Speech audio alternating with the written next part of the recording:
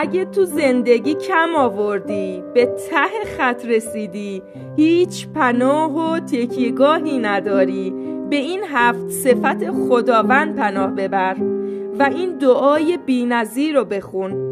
دعایی بسیار مجرب و مشکل گشا و بسیار قوی که خوندن اون برای مستجاب شدن حاجات و رفع مشکلات و گرفتاری ها و حفاظت در برابر خطرات، دفع چشم زخم، ازدواج آسان و خیلی موارد دیگه توصیه شده و از جمله دعاهای بسیار معروف و پرخاصیت و ارزشمنده. این دعای مخصوصیه که به مناسبت 7 امام برگزار میشه. این دعا در بخش‌های مختلف اون از خداوند، پیامبران و ائمه اطهار درخواست کمک میکنه. سلام، امیدوارم که حالتون خوب باشه. به یکی دیگه از ویدیوهای کانال راز معجزات قرآن خیلی خوش اومدین. امروز توی این ویدیو در مورد خواص بی‌نظیر دعای 7 جلاله که شامل اسمای اعظم خداونده و موارد استفاده این دعای پرارزش و پربرکت رو میگم. پیشنهاد میدم تا انتهای این ویدیوی بی‌نظیر با من همراه باشید.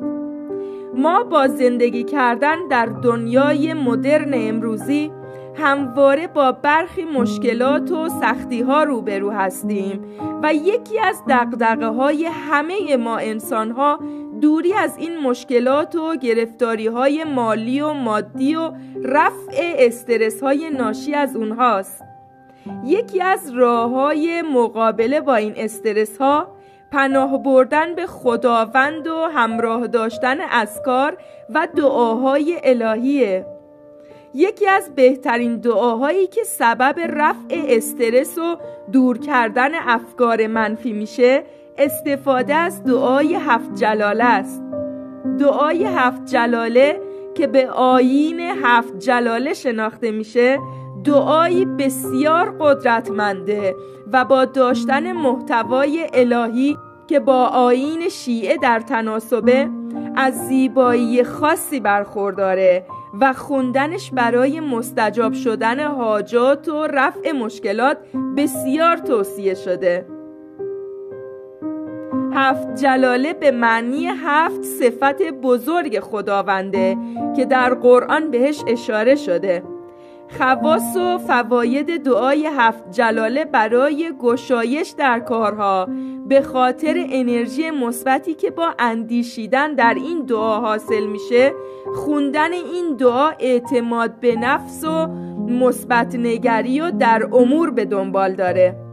در این دعا خداوند رو به عنوان اصلی ترین منبع انرژی و قدرت پشتیبانی خودمون در نظر میگیریم که بزرگ و قدرتمنده، قادر به انجام هر کاریه، زنده و پاینده است، بخشنده و مهربانه، حاکم بر همه است و تنهاست، خالق، آفریدگار و شکل دهنده همه چیه، بخشنده است.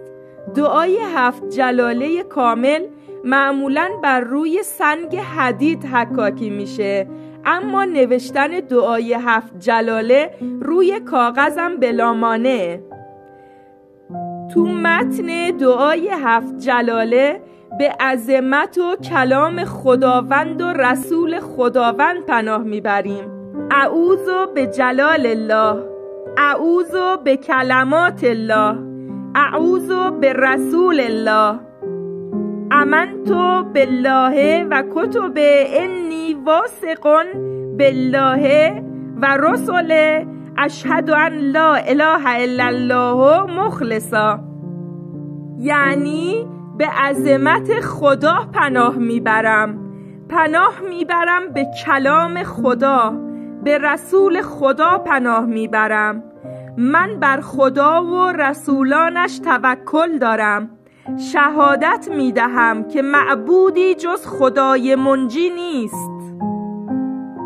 این دعا با پناه بردن به خداوند و رسول خدا و کتاب خداوند و توکل بر خداوند به همون این اطمینان رو میده که خداوند حق و حقیقته و میگه تو مواقع سختی ها و گرفتاری ها، مواقعی که کم آوردیم، به ته خط رسیدیم و هیچ پناه و تکیهگاهی نداریم، این آرامش خاطر رو برامون به وجود میاره که خداوند هست، خداوندی که رازقه، بخشنده است، رحمان و رحیمه، پناهمونه، تکیهگاهمونه و دلمون رو قرص خدایی میکنه که همیشه حی و حاضره.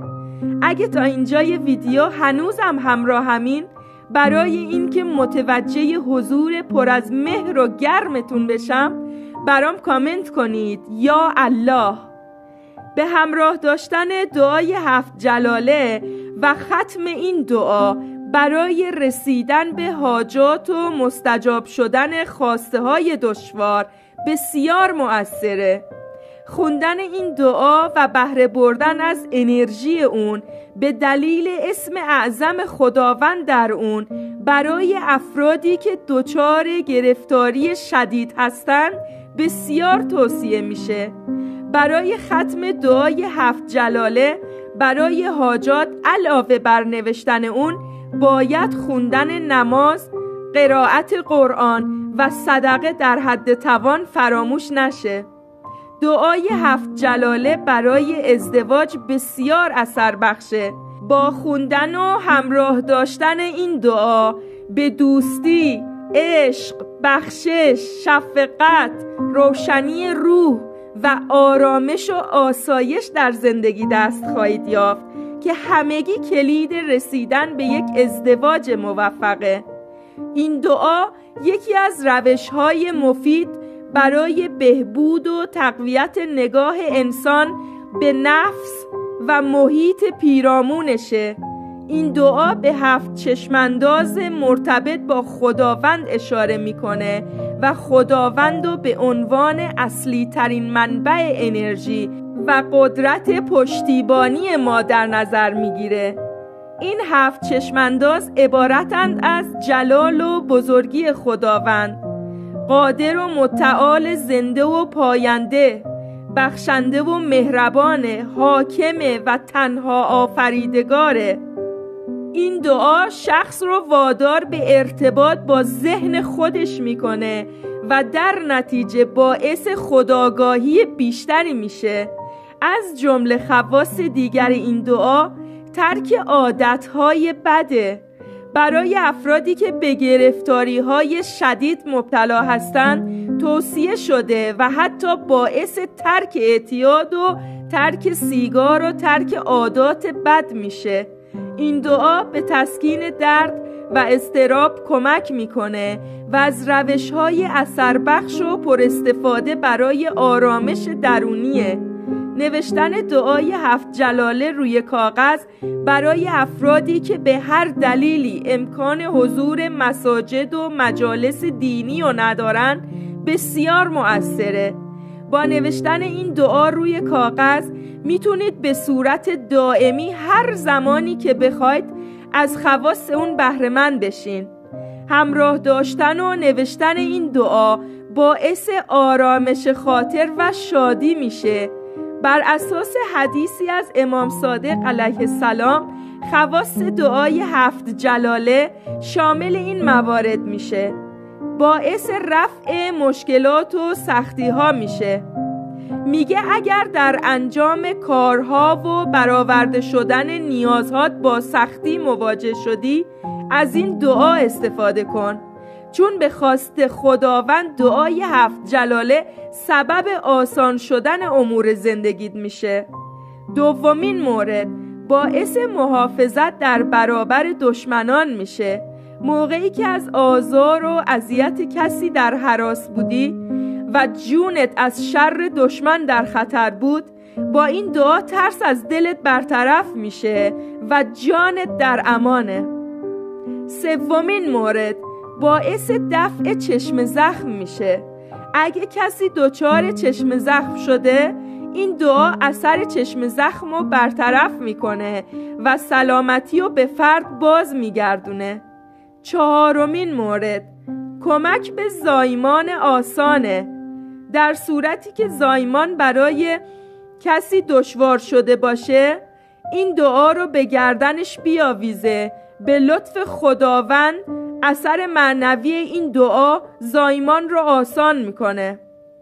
دعای 7 جلاله باعث رفع بیخوابی و رفع اضطراب‌های مکرر میشه. باعث تقویت اعتماد به نفس میشه. باعث در امان موندن از بیماری‌ها و گرفتاری‌ها میشه. باعث تقویت حافظه، دفع سحر و جادو، گشایش در کارها میشه. استفاده از دعای 7 جلاله برای اشخاصی که گرفتاری‌های زیاد دارن در زمان گرفتاری بسیار بسیار مفیده. طریقه ختم این دعای بی‌نظیر به این صورته که چون از اسماء اعظم خداوند در این دعا هست، حتما وضو داشته باشین، پاک و طاهر باشین. مکانی که در اون ختم انجام میدین باید پاک باشه. سعی کنید دعا رو با آرامش و با تمرکز به حضور قلب بخونید. تسبیح و ذکر خداوند رو به جا بیارین.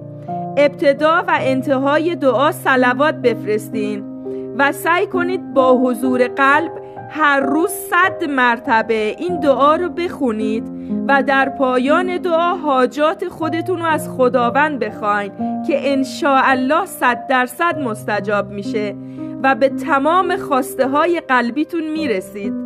دوستای عزیزم، امیدوارم مطالب این ویدیو براتون جذاب بوده باشه. مثل همیشه ممنون که تا انتهای ویدیو همراه هم بودین. ممنون از دوستانی که لایک میکنن، کامنت های پر از مهرشون رو میگذارن و کلی به هم انگیزه و انرژی میدن برای بهتر شدن. خیلی سپاسگزارم ازتون. خیلی دوستتون دارم. تا ویدیوی دیگه از کانال راز معجزات قرآن همه شما عزیزانم را به خدای بزرگ و مهربان میسپارم. در پناه خدا باشید. الهی حکمت خدا با خواسته هاتون یکی بشه و امضای خدا پای تک تک آرزوهای قشنگتون. الهی آمین.